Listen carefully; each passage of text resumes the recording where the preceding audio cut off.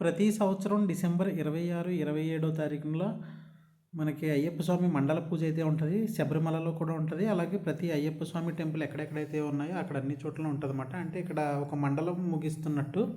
So శబరిమలలో 26న temple అయితే close చేసి మళ్ళీ జనవరిలో అయితే తెరుస్తారండి, ఓపెన్ చేస్తారు. సో ఈ 5 డేస్ అయితే క్లోజ్లో ఉంటుంది. సో ఇక్కడ మనకి ఈసీఎల్లో కమలానగర్ టెంపుల్ దగ్గర కూడా ఇలాగ మండల పూజ అయితే చేశారన్నమాట.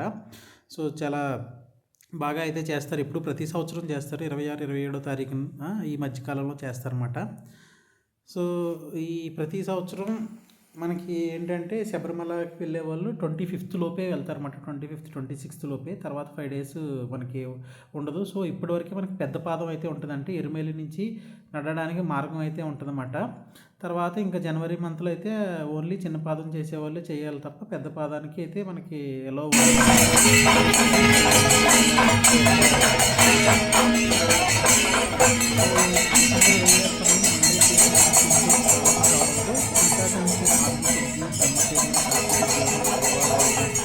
అన్ని అత్యంత ప్రాముఖ్యత అంటే చెప్తారన్నమాట. ఇది జనరల్గా డిసెంబర్ 26 అనేది అయ్యప్ప స్వామి భక్తులకు చాలా పవిత్రమైన రోజు అని కూడా మనం చెప్తారు. మాల వేసుకునే వాళ్ళు చాలామందికి అయితే తెలుస్తుంది ఈ విషయం.